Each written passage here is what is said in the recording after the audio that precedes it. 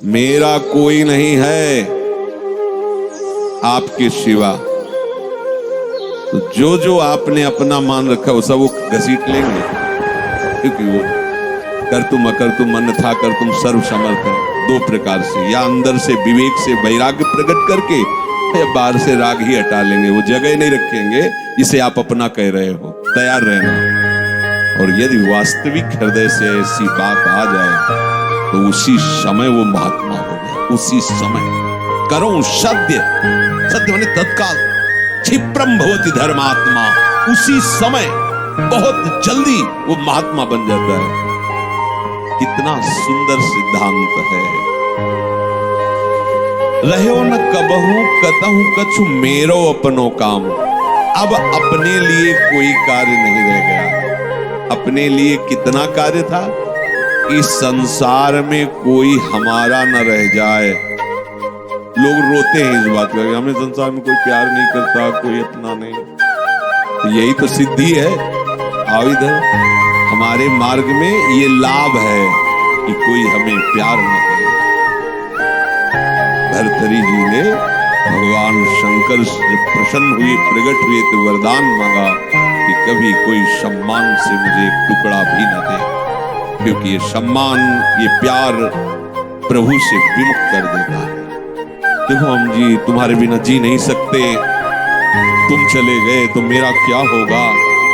अब वो उसकी बात में ही समझो तुम्हें कितना प्यार कर रहा है। वो क्या कह रहा है? तुम चले गए तो मेरा क्या होगा। ये प्यार है। क्या सोच रहा है वो? मेरा क्या होगा। बस पकड़ लो, कोई तुम्हारा नहीं। कोई तुम्हें जो बहुत प्यार करता हो उसकी बात सुनना। उसमें आप अगर विवेक जागृत है तो उसमें गंध मिलेगी केवल स्वार्थ की, केवल स्वार्थ की। कहीं किसी कोने में तुम्हें प्यार नहीं मिलेगा। पूरी प्यार की जो स्वांग भरी वृत्ति है उसमें केवल स्वार्थ नृत्य कर रहा होगा, केवल वासना नृत्य कर रही होगी, केवल कामना का तांडव होगा। बस विवेक से देखना। अगर विवेक नहीं तो सब फंसे हुए तो उसी में है। प्रभु कह रहे हैं कि जब साधक भगवद आश्रय नहीं लेता तो कहीं न कहीं उसके हृदय में भोक्ता और कर्ता भाव बना रहता है, या अहंकार के। फिर वो विषयों का चिंतन करता है। बहुत ध्यान देने योग्य बात है। विषयों का भोग तो बाद की बात है। हमारी दुर्गति का प्रधान कारण विषय चिंतन है। इसीलिए भगवान ने कहा है कि जो मेरा चिंतन करता है निरंतर, उसके लिए मैं सुलभ हो जाता हूं। अनन्य चेता सततम यो माम स्मरति नित्य साहा तस्याहम सुलभा पार्थ। मैं उसके लिए सुलभ हो जाता हूं। अब यहां ध्यान देना है कि विषय क्रिया नहीं हुई, लेकिन केवल चिंतन आपके हृदय को बर्बाद कर देगा। इसलिए कहा गया कि एक क्षण भी भगवत चिंतन छूटा तो हानि हो गई। ऐसे संस्कार गलत अंदर डाल देगा, वो जलाते रहेंगे। मन जो है ना, ऐसी स्थिति पैदा कर देगा कि ये ज्ञान विज्ञान आपकी समझ में ही नहीं आएगा।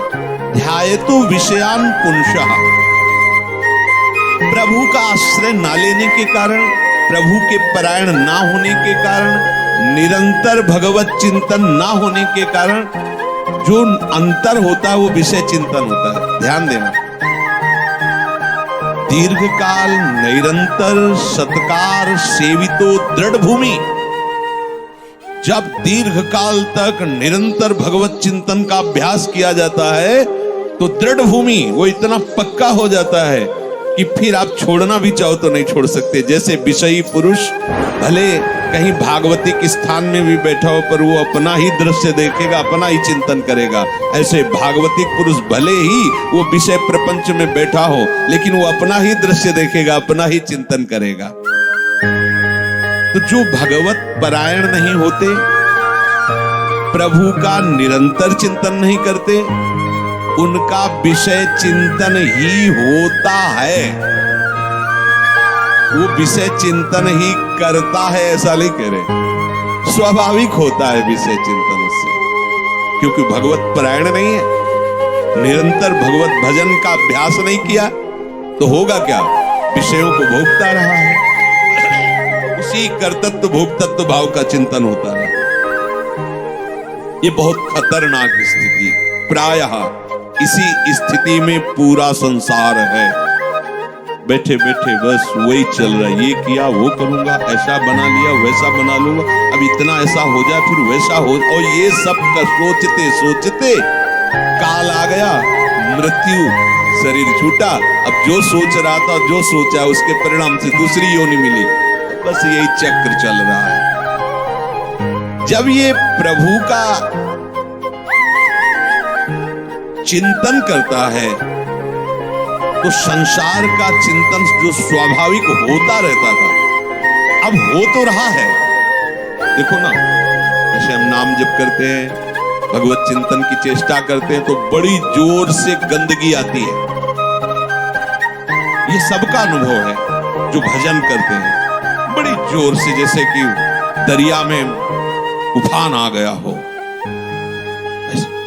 एक से एक गंदी से गंदी, मतलब जो आपको भी लगेगा कि यार ऐसी बात कैसे हो सकती है, बिल्कुल घृणित। वो आराध्य देव पर घृणित भाव, वो अपने गुरुदेव पर घृणित भाव, वो कुछ भी डरना नहीं, तो समझना ये आपके है तो आपको लगेगा कि कितना नीच हूं, कितना गंदा हूं, क्या क्या सोच रहा हूं, कैसे, मतलब कुछ नहीं, समझना बिल्कुल तटस्थ भूमिका होनी चाहिए। मैं थोड़ी सोची ये सब गंदी नाली के कीड़े की तरह मन इंद्रिया भोगों में रहे, अभी गंदगी फेंक, बिल्कुल तटस्थ। अरे मैं प्रियाजू के लिए क्या सोच रहा हूं, मैं लालजू के लिए क्या सोच रहा हूं, और मैं गुरुदेव के लिए क्या, बिल्कुल नहीं। ये बेईमान लोग हैं, ये हमको भयभीत करेंगे, हमारी निष्ठा बिगाड़ेंगे, हमारा भाव बिगाड़ेंगे, बिल्कुल नहीं मानना। ये हम बहुत खूब अनुभूत सोची समझी बात करें, खूब साधकों से मिली हुई बात। ये अपने आराध्य देव पर ही गलत भाव कर लेगा, ये अपने गुरुदेव पर भी गलत भाव कर लेगा। आपको डरना नहीं है, ये किसी भी तरह से आपको हटाना चाहता है। जहां आप भगवत चिंतन में लगे, अब भगवत चिंतन आपके हृदय में आए हुए या बसे हुए या पुराने संस्कार सब मिटाएगा। बिल्कुल आपको चिंता नहीं करनी, चलने दो नाम कीर्तन, नाम जप, मंत्र जप, वाणी चिंतन, चलने दो सेवा। ये जितनी गंदगी, देखते रहो, उगने की जरूरत नहीं, खिन्न नहीं होना, ना हर्षित होना है, दोनों बात समझ। खिन्न हो गए तो वो टिक जाएगा, नहीं है उसमें गंदगी। जब धुलाई हो रही तो निकलेगी सब बाहर, शांत एकदम, बहुत गंभीर होना चाहिए उपासक इस स्थिति वाले को, एकदम घबराना नहीं चाहिए। वो फिर अच्छी बातें भी डालता है जो संसार में सुखद मानी जाती है, उसमें आपको हर्षित नहीं होना, तटस्थ। यहां तक कि वो भागवतिक बातें भी डालेगा तो आपको भी गंभीर रहना है, क्योंकि वो थोड़ी देर जब समझ गया कि ये भागवतिक बात को सुनता है, तो जहां भागवतिक बात दी आप सुनने लगे तो अपनी पेशगी कर देगा, आप समझ ही नहीं पाओगे, दस्तखत करवा लेगा। बहुत चतुर है, इसीलिए सबसे बड़ा चतुर सृष्टि में कौन है, रामाय भजते चतुर नर, उसे सुजान कहा गया है, क्योंकि इन सब चतुरों को भी काबू में करने के सामर्थ्य भगवान नाम जापक में है। एक एक हरकत वो मन की देखता रहता है, एक एक हरकत, छोटी सी छोटी उसकी चेष्टा। अच्छा समझ में आ रहा है, ठीक, कुछ नहीं, कोई नहीं बिगाड़ सकता, बस आप झुकना नहीं इस पे। बाहर की बात नहीं कह रहे, यहां की बात। आप उदास मत होना, आप निराश मत होना, और आप इनके आगे झुकना नहीं, इन दुष्टों के समुदाय के आगे। एक से एक पेशगी देंगे, आपको निराश करने की चेष्टा करेंगे, आपको ऐसा कर देंगे कि लगेगा भी इस भोग के बिना तो हम जी नहीं सकते, अब ये भोग भोग ले, फिर भगवान मिले या ना मिले। झुकना मत इनके आगे, ये दुष्ट प्रवृत्तियां आपको रौंदने की चेष्टा कर, और आप तभी नहीं झुकेंगे जब मत परायण। भगवदास, अगर भगवदास करेगी तो बातें बोलते रहो, कुछ चले होने वाला, वो अपने आप वहीं आपको आकर्षित कर लेंगे।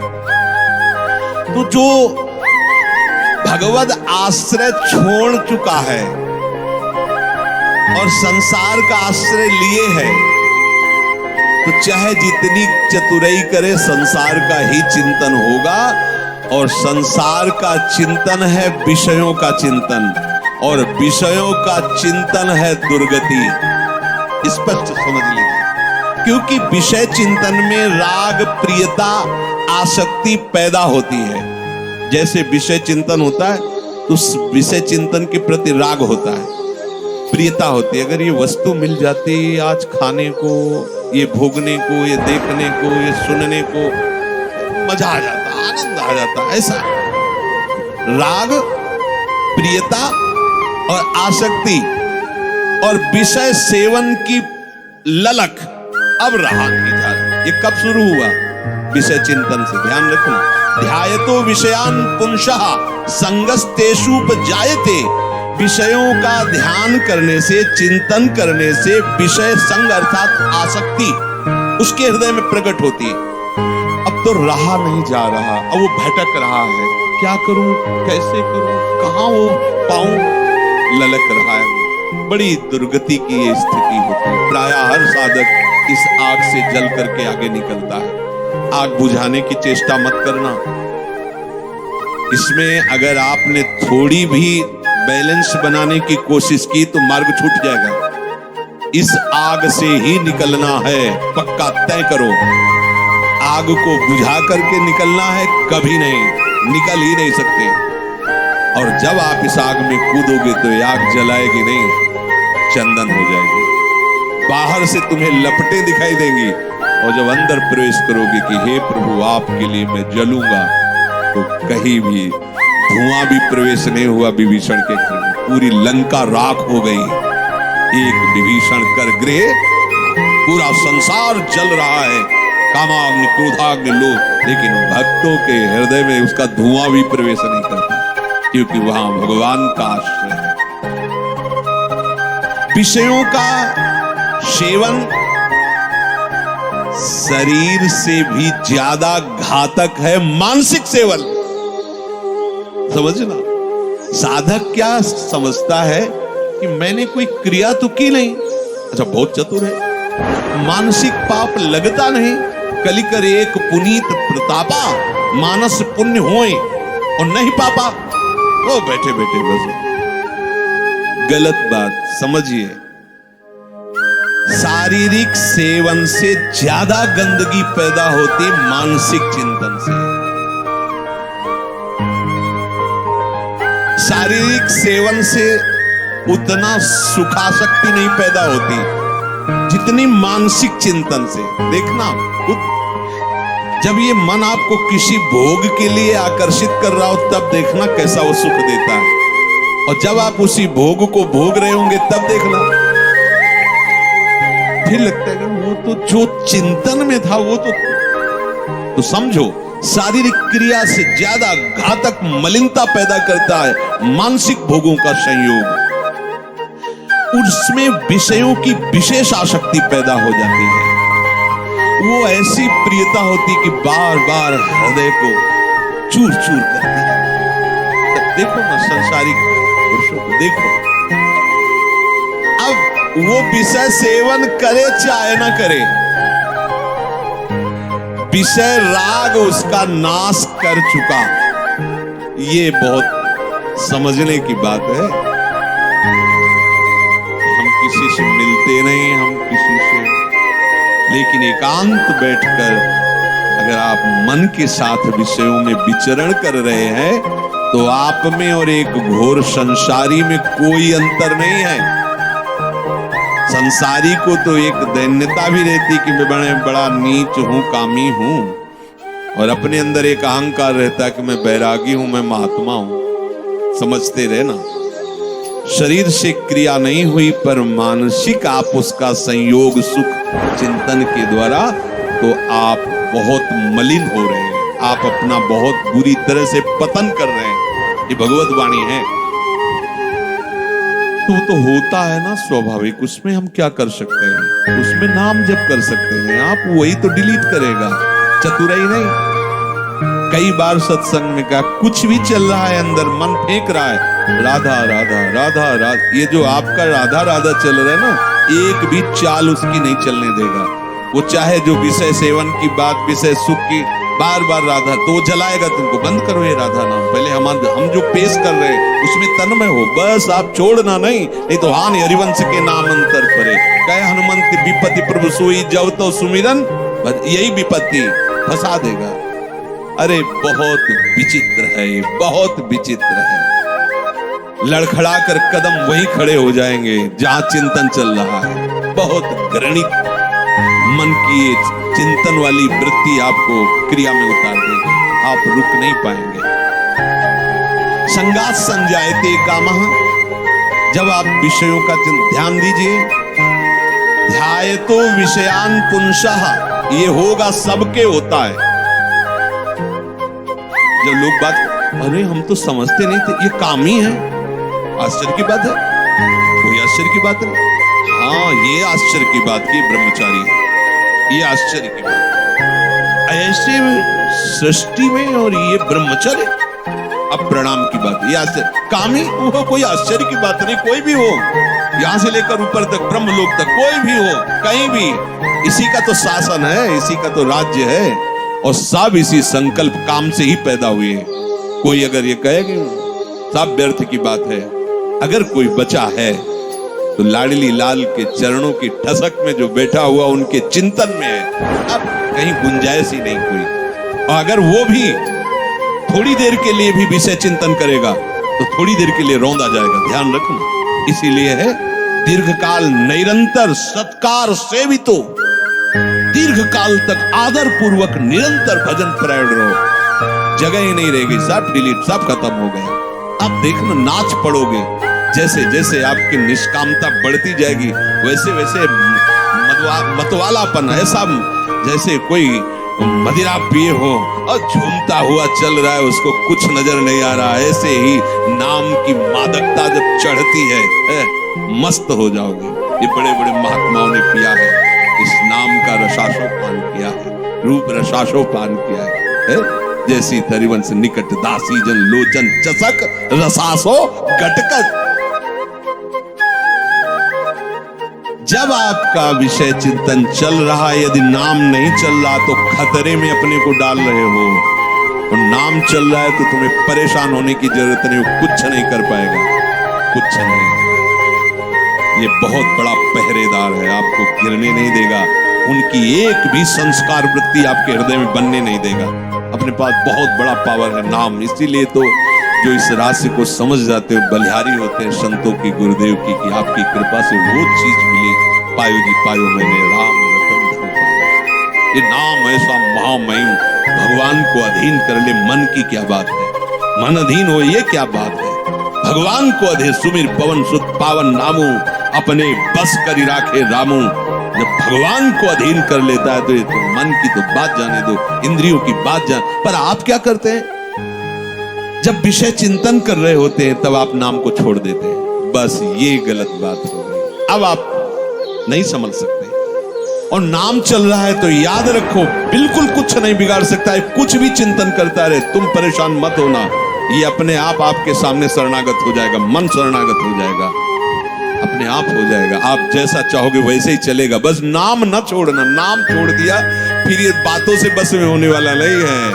बहुत ही ये दुर्जय शत्रु है मन, दुर्जय शत्रु है।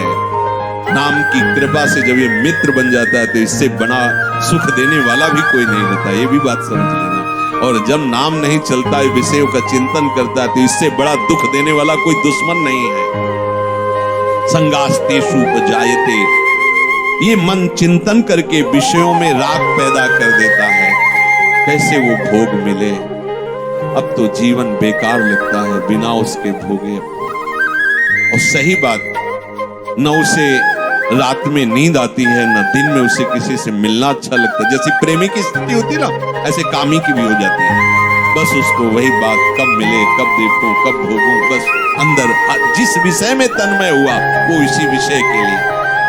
अब जब वो प्रबल कामना हो जाती है तो कामात् क्रोधो भी जायते, यदि कामना की पूर्ति हो गई तो भयंकर दोष पैदा हो गया, लोभ, और भोगूं और मिलूं, कभी एक क्षण के लिए ये भोग हमसे दूर ना हटे। और कहीं प्रतिकूलता पैदा हो गई तो भयंकर दोष पैदा हो गया, क्रोध। दोनों में हानि है। कामना से कभी किसी का कोई मंगल नहीं हुआ है। अगर काम की पूर्ति होती है तो भयंकर लोभ पैदा हो जाएगा। कैसा लोभ पैदा हो जाए, ये ऐसे ऐसे, इतना नहीं, ये शरीर नहीं, वो शरीर, ये वस्तु नहीं, वो वस्तु, बढ़ता चला जाएगा, वो घोर व्यभिचारी हो जाएगा। और अगर प्रतिकूलता हुई तो क्रोध पैदा हो जाएगा, ऐसा क्रोध पैदा हो जाएगा क्यों, जिसको कहता है कि मैं तुम्हें बहुत प्यार करूं, उसी को मार देगा, वो हिंसा कर देगा। ये बिल्कुल समझने की बात है। अगर उसकी कामना भरपूर हो चुकी है, संकल्प बन चुका है और उसकी पूर्ति में बाधा होगी तो भयंकर क्रोध, और क्रोध जहां प्रकट हुआ, कामः क्रोधो भी जायते क्रोधात् भवति सम्मोह। अब जहां क्रोध प्रकट हुआ, अब उसमें मूढ़ता छा गई, ये करना चाहिए, ये नहीं करना चाहिए, खत्म हो चुका। अब उसमें और पशु में कोई अंतर नहीं, उसमें और राक्षस में कोई अंतर नहीं। कोई आशा न करे कि जो क्रोध से सम्मूढ़ता को प्राप्त हो चुका है उससे कोई विनय काम करेगी। अब वो राक्षस हो चुका है, उसके सारी प्रवृत्तियों में क्रोध के द्वारा प्रकट की हुई मूढ़ता छा चुकी। अब कुछ भी विवेक काम नहीं कर रहा। प्रभु कह रहे क्रोधात् भवति सम्मोहा, ऐसी मूढ़ता छा जाती है जो विचार की गुंजाइश नहीं रह जाती। कोई रो रहा है सामने, या कोई, देखो रसेंद्री की ऐसी प्रबलता हुई, पशु पक्षियों को मार के खा रहा है। कैसे कैसे, देखो हमें कोई जरा सा कष्ट दे तो हमें पीड़ा होती है। आप देखो एक छोटी चींटी जा रही हो, आप एक तिनके से ऐसे छूने की चेष्टा, वो भागने की चेष्टा करेगी, अर्थात वो बचना चाहती है।